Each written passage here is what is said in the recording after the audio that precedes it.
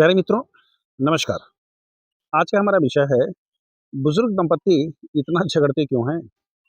Old age में मतभेद, बहसबाजी, तू-तू मैं-मैं कोई नई बात नहीं है। थोड़ी बहुत सबके यहाँ होती है, डिग्री कम ज़्यादा हो सकती है। इस वीडियो में हम चर्चा करेंगे उन कारणों की जिनकी वजह से खिचकिच होती है, उनके निवारण की और अंत में यह सिद्ध करने की कोशिश करेंगे कि वास्तव में वो झगड़े नहीं, मोहब्बत करने के अपने-अपने तरीके होते हैं। देखिए, मंगल नसीम की एक शेर है, नहीं हम में कोई अनबन नहीं है, नहीं हम में कोई अनबन नहीं है, बस इतना है कि अब वो मन नहीं है, बस इतना है कि अब वो मन नहीं है, मैं अपने आप को सुलझा रहा हूँ, तुम्हें लेकर कोई उलझन नहीं है। दोस्तों, जब तक जीवन है, तब तक कोई न कोई उलझन लगी रहती है। बचपन में पढ़ाई और चरित्र निर्माण का दबाव, जवानी में कॉम्पिटिशन, नौकरी, बिज़नेस और पैसा कमाने की जद्दोजहद, प्रौढ़ावस्था में करियर, घर, परिवार, बच्चों को लेकर चिंता और उलझन, सब कुछ हमें ही करना है या हमें ठीक करना है, हमें सुलझाना है, हमें निपटाना है। हम करते भी हैं, लेकिन साथ-साथ वक़्त खिसकता जाता है। वक़्त के बारे में सोचने का वक़्त ही नहीं मिल पाता और जब होश आता है, तब तक घोंसला खाली हो चुका रहता है। चूजे उड़ चुके होते हैं, उनके अपने घोंसले, अपने चूजे हो चुके रहते हैं और घोंसले में बच जाते हैं बूढ़े चिड़ा-चिड़ी। अब उनके पास वक़्त ही वक़्त होता है, कोई काम नहीं होता। हाँ, एक काम ज़रूर होता है, छोटी-छोटी बात पर मतभेद, विवाद, झगड़े।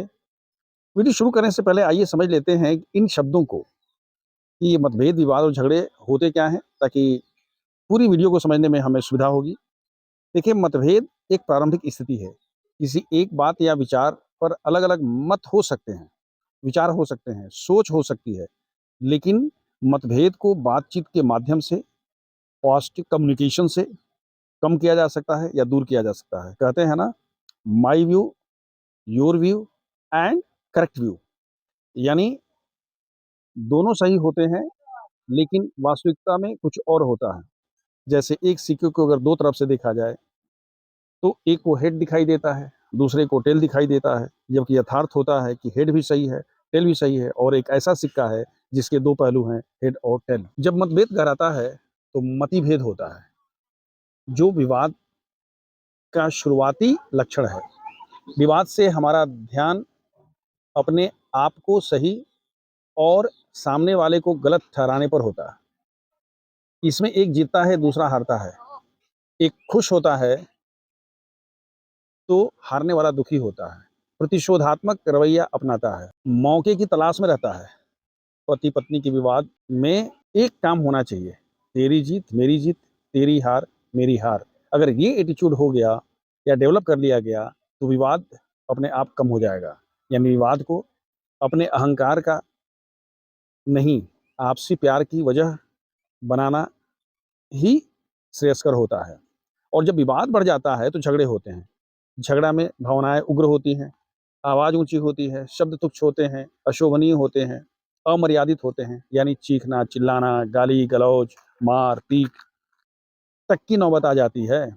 और यदि सामने वाले को शारीरिक, मानसिक और भावनात्मक नुकसान पहुँचता है, तो इसको कोई भी सभ्य समाज न तो अनुमोदन दे करता है और न इसको स्वीकृति प्रदान करता है। मुझे पूर्ण विश्वास है कि 99% बुजुर्ग दंपत्ति में मतभेद होते होंगे, विवाद होते होंगे, लेकिन झगड़े तो बिल्कुल नहीं होते होंगे और ना होना चाहिए। देखिए, इस वीडियो को शुरू करने से पहले सबसे पहले मैं आप सबको हृदय से धन्यवाद दे दूँ कि आपका बहुत प्यार और स्नेह मिल रहा है। आप सबने हमारे चैनल को सब्सक्राइब किया है, यदि नहीं किया है, तो आप खुद सब्सक्राइब करें, लाइक करें और दूसरों को प्रेषित करें, उनसे भी सब्सक्राइब करने के लिए कहें, ताकि हमारी बात अधिक से अधिक लोगों तक पहुँच सके।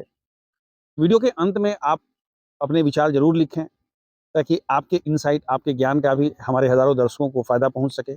और अगर वक़्त नहीं मिलता है, समय का अभाव है, तो 1, 2 या 3 लेकर के वीडियो को ग्रेडिंग करें, ताकि उसी के हिसाब से हम आगे आने वाली वीडियो को इम्प्रूव कर सकें। देखिए, पहला बिंदु है age and health related issue, वृद्धावस्था और स्वास्थ्य संबंधी समस्याएँ। उम्र के साथ शारीरिक कमजोरी, बीमारी, दर्द, थकान, नींद की कमी, कम सुनाई देना, भूल जाना, आवाज़ क्षीण हो जाना, कम दिखाई देना स्वाभाविक है। गुस्सा और चिड़चिड़ापन तो इसका बाई प्रोडक्ट है, अवशेष है।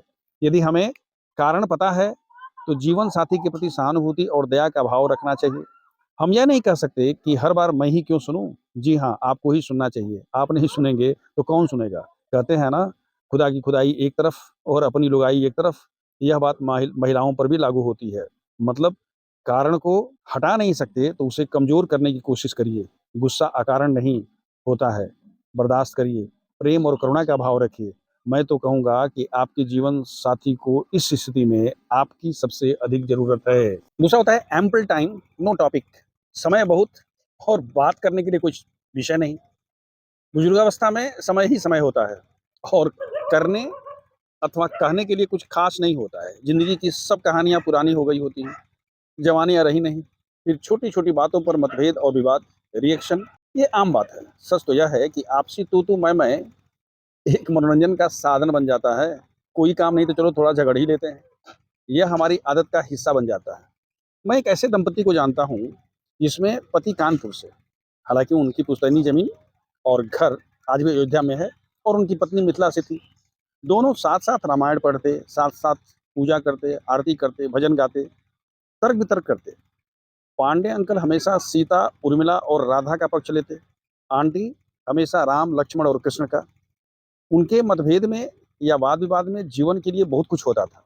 तात्पर्य यह कि यदि समय हो तो सेवा, स्वाध्याय, चर्चा या ऐसा कोई विषय, ऐसा कोई काम साथ-साथ किया जा सकता है, जिससे आत्मिक सुख की अनुभूति हो, दोनों को अच्छा लगे और मतभेद भी ना हो, झगड़ा होने का तो सवाल ही नहीं पैदा होता है। तीसरा बिंदु है इनकॉरिजिबल हैबिट्स एंड एडिक्शन, न सुधरने वाली आदत और लत। बहुत से लोगों को सिगरेट पीने की, गुटखा खाने की, कभी-कभी शराब पीने की लत पड़ जाती है।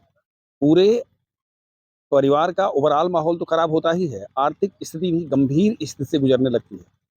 घर में कलह शुरू हो जाता है, पूरा माहौल विषाक्त हो जाता है। सच तो यह है कि जिस व्यक्ति को इन सब की लत होती है, वो प्रोफ़ेशनली या फाइनेंशियली चाहे जितना सक्षम और सफल हो, लेकिन व्यक्तिगत रूप से बहुत कमज़ोर और उथला व्यक्तित्व वाला होता है और अपनी कमी को छिपाने के लिए वह डोमिनेट करने की कोशिश करता है। उसके पास हथियार होता है ऊँची आवाज़, अभद्र भाषा, अशोभनीय व्यवहार, झगड़ा क्यों नहीं होगा भाई? यदि आप बुज़ुर्ग हैं, तो याद रखिए वक़्त बदल चुका है। यदि आपको कोई भी लत है, तो सुधर जाइए, वरना कहीं आपको सुधारने के लिए आपके अपने ही आपके खिलाफ बिगुल ना बजा दें। ज़रूरत हो तो डॉक्टर्स की सलाह लीजिए, नशा मुक्ति केंद्र जाइए, परंतु सुधरने की ईमानदार कोशिश करिए। घर को नरक नहीं, स्वर्ग बनाइए। चौथा बिंदु है अनफुलफिल्ड डिज़ायर्स एंड प्रॉमिसेस, अधूरे वादे और अधूरी इच्छाएँ। देखिए, पति की 3 प्रजातियाँ होती हैं। एक वो पति होते हैं लेकिन बिल्कुल निर्लिप्त, ना ज़्यादा खुश, ना ज़्यादा नाराज़, काम से काम, मतलब से मतलब, बस चलने वाला या चलेगा वाला एटीट्यूड, ना किसी से मतभेद, ना किसी से विवाद, झगड़े का तो सवाल ही नहीं पैदा होता है। ऐसे लोग 5 से 10% हैं। जो दूसरी प्रजाति है, वो जो ज़रूरत से ज़्यादा परिपक्व होते हैं, ना कस्में, ना वादे, कुछ नहीं करते हैं, चुपचाप रहते हैं। जो करना होगा, देना होगा, बताना होगा, वो कर देंगे। अपने काम में व्यस्त और अपनी दुनिया में मस्त, कोई टोका-टोका ही नहीं। हर बात में हाँ, जिसको जो करना है सो करे, जिसको जो कहना है सो करे। ये भी 5 से 10% लोग होते हैं। लेकिन तीसरी प्रजाति, जिसमें 80-90% लोग होते हैं, वो बात के धनी होते हैं, बिना सोचे-समझे कुछ भी कह देते हैं और जब करने का समय मिलता है या अपने वादा को निभाने का समय होता है, तो वो सब भूल जाते हैं कि हमने यहाँ ले जाने के लिए कहा था, यह खरीदने के लिए कहा था, ये वाला करने के लिए कहा था और अधिक तंग करने पर कहते हैं, "क्या करूँ डार्लिंग, मैं उस समय तुम्हारे प्यार में पगला गया था और पागल क्या बोलता है उसे खुद पता नहीं है। इसलिए मैंने जो भी बोला है या वादा किया है, उसको दिल से ना लगाओ और ना मुझे याद दिलाओ।" और इसका वजह ये होती है कि बात का बतंगड़ बन जाता है। यदि आप तीसरी प्रजाति के हों, तो या तो वादा निभाइए, अधूरी इच्छाओं को पूरा करने की कोशिश कीजिए, संवाद करिए, सुलह करिए, मामले को सुलझाइए, खुश रहिए और खुश रखिए। सामान्यतः महिलाएँ इस मामले में ज़्यादा मैच्योर्ड होती हैं। वो पुरुषों की तुलना में ऊल-जुलूल बातें और उल्टे-सीधे वादे कम करती हैं। ये मेरे व्यक्तिगत विचार हैं, अगर किसी की भावना आहत हो रही है, तो मैं उसके लिए क्षमा प्रार्थी हूँ। 5वां होता है प्रॉपर्टी या फाइनेंशियल इश्यूज़, धन-संपत्ति से संबंधित समस्याएँ। देखिए, एक बड़ी लोकप्रिय कहावत है या यूँ कहिए कि तकिया कलाम है, सब कुछ तो तुम्हारा ही है, सब तुम्हारे नाम से। समानतः हर पति अपनी पत्नी को यही कहता है। घर की आर्थिक स्थिति जैसी भी हो, समानतः महिलाओं को पैसे खर्च करने या अपनी धन संपत्ति को अपनी मर्ज़ी से खर्च करने या किसी को दे देने की स्वतंत्रता नहीं होती। कथनी और करनी में फ़र्क होता है। जब महिलाएँ अपने अधिकार की बात करती हैं, तो पुरुष प्रधान समाज का अहंकार आहत हो जाता है। समय बदल रहा है। आज नहीं तो कल महिलाओं को अपने अधिकार की बात करनी ही होगी और पुरुषों को देना ही होगा। महिलाएँ जागरूक हो रही हैं, सजग हो रही हैं। इसलिए महिलाओं को एक ख़ास राशि हर महीने में दे दी जानी ही चाहिए, जिसका उसको हिसाब नहीं देना पड़े। आप डेबिट और क्रेडिट कार्ड दे करके और अपने कर्तव्य की इति-सिति मत समझ लीजिए, क्योंकि जो ही डेबिट या क्रेडिट कार्ड खर्च होता है, तो मैसेज आपके मोबाइल में आता है और महिला एक अनकही अकाउंटेबिलिटी और हेजिटेशन के साथ खर्च करती है।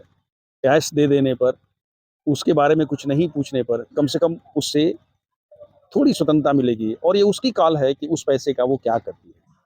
और यदि कुछ नहीं देते हैं, तो महिला उसको सीधे तौर पर तो नहीं कहती है, लेकिन निश्चित रूप से 1500 रुपए के लिए यदि आपके सामने उसको हाथ फैलाना पड़ता है, तो वो उस रूप में नहीं, वो किसी न किसी दूसरे रूप में, मतभेद के रूप में, विवाद के रूप में, तू-तू, मैं-मैं के रूप में आपके सामने आता है। तो यदि शांति चाहते हैं, तो जल्द से जल्द हर महीने में एक ख़ास रकम देना शुरू कर दीजिए, वरना छठा है कंट्राडिक्टरी इंटरेस्ट या हॉबीज़, विरोधाभासी रुचियाँ, आदतें। हर व्यक्ति यूनिक होता है, सबकी पसंद, नापसंद, रुचियाँ, आदतें भिन्न-भिन्न होती हैं। इसलिए इस एज में कोशिश होनी चाहिए, कोई न कोई कॉमन इंटरेस्ट को मजबूती प्रदान किया जाए, लोगों को स्पेस दिया जाए। भाई जिसको प्रवचन पसंद है वो सत्संग में जाए और जिसको किटी पार्टी पसंद है वो किटी पार्टी में जाए। दोनों एक दूसरे की रुचियों और आदतों का सम्मान करें, टोका-टाकी कम करें, ज्ञान कम दें, प्रवचन कम दें और कोई मतभेद हो संवाद करें, विवाद नहीं। 7वां बिंदु है इंटरनल या एक्सटर्नल इन्फ्लुएंसर, आंतरिक या बाह्य प्रभावक। घर परिवार में कुछ सदस्य हमेशा दूसरों की गतिविधियों, संबंधों, डिसीजंस में इंटरेस्ट लेते हैं, इधर का उधर करते हैं।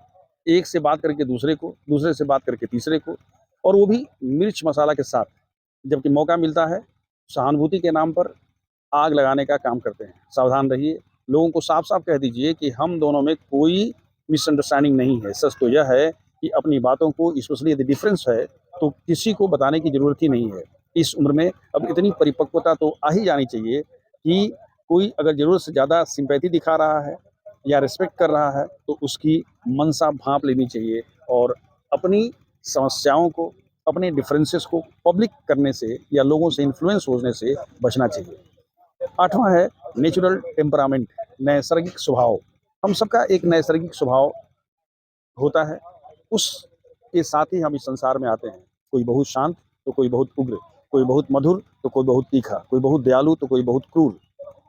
आपके जीवन साथी को आपसे अधिक कोई नहीं जानता। फिर मिर्ची से मिठास की उम्मीद क्यों? या जहाँ मीठा है, उसे नमकीन क्यों? जो जैसा है, उसे उसी रूप में स्वीकार करिए। क्यों प्रतिक्रिया? क्यों वाद-विवाद? क्यों झगड़ा? आप खुद से कहिए, सभी अच्छाइयों, बुराइयों के साथ मैं अपने जीवन साथी को स्वीकार करता हूँ या करती हूँ, प्यार करता हूँ, करती हूँ। हम में मतभेद होते हैं, मतिभेद नहीं। झगड़ा तो हम सपने में भी नहीं सोच सकते हैं, क्योंकि हमारे पास लड़ने-झगड़ने के लिए बहुत कम वक़्त बचा है। जो भी ज़िंदगी बची है, हम उसे खुशनुमा बनाना चाहते हैं, ईमानदार कोशिश कर रहे हैं और हम इसे खुशनुमा ही रखेंगे। चलते-चलते कुछ पंक्तियाँ। पति कहता है कि सामने रहता हूँ तो चिल्लाती हो, कमियाँ गिनती हो, गिनवाती हो। जब मेरी तबीयत खराब होती है, क्यों नहीं तुम खाना खाती हो?